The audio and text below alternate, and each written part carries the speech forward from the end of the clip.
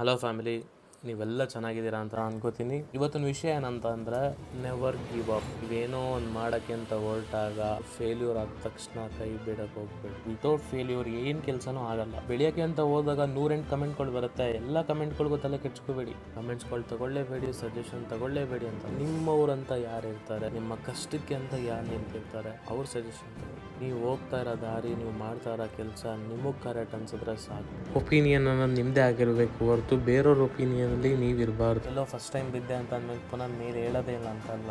Effort ಹಾಕಿ, ಕಷ್ಟಪಡಿ. ಆ ಫೇಲ್ಯೂರಲ್ಲೂ ಖುಷಿ ಪಡಿ. ವಿತೌಟ್ ಫೇಲ್ಯೂರ್, ವಿತೌಟ್ ಪೇಯ್ನ್, ಆ ಡ್ರೀಮ್ನ ವ್ಯಾಲ್ಯೂ ನಿಮ್ಗೇನು ಅಂತ ಗೊತ್ತಿರಲ್ಲ. ನೀವು ಹುಟ್ಟಿದ್ಯಾ at the end of the life, ನೀನು ಅಂದ್ಕೊಂಡಿದ್ದಲ್ಲಿ ಏನೇನು ಸಕ್ಸಸ್ ಮಾಡಿದ್ಯಾ, ನೀನು ಅಂದ್ಕೊಂಡಿದ್ದು ಅಚೀವ್ ಮಾಡ್ತಾ ಇಲ್ವಾ?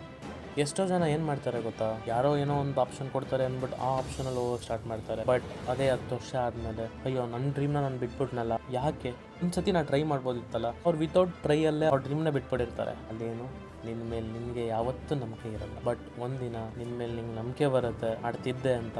ಬಟ್ ಆ ಟೈಮ್ ನಿನ್ನ ಜೊತೆ ಇರಲ್ಲ, ತುಂಬ ಮುಂದೆ ಹೋಗ್ಬಿಟ್ಟಿರ್ತೀಯ. ಈ ತಪ್ಪನ್ನ ಯಾರೂ ಮಾಡಬೇಡಿ. ಫೇಲ್ಯೂರ್ ಆಗುತ್ತಾ, 1 ಸತಿ ಆಗುತ್ತಾ, 2 ಸತಿ 3 ಸತಿ ಆಗುತ್ತಾ? ಫೇಲ್ಯೂರ್ ಆಗ್ತಿದೆ ಅಂದರೆ ಯಾವತ್ತೋ ಒಂದಿನ ಸಕ್ಸಸ್ ಬರುತ್ತೆ ಅಂತಲೇ ಅರ್ಥ. ಕೊನೆ ದಿನ ಏನು ಗೊತ್ತಾ ಮ್ಯಾಟ್ರ್ ಆಗ ಈ ಜೀವನದಲ್ಲಿ, ಇದೆ ಓದೆ ಅನ್ನೋ ಥರ ಅಲ್ಲ. ಇದೆ ಅಂದ್ಕೊಂಡಿದ್ದು ಮಾಡಿದೆ, ಹೋಗ್ತಾ ಇದ್ದೀನಿ ಅಷ್ಟೇ ಹೇಳೋಕ್ಕೆ ಇಷ್ಟಪಡ್ತೀನಿ. Be safe, love you all.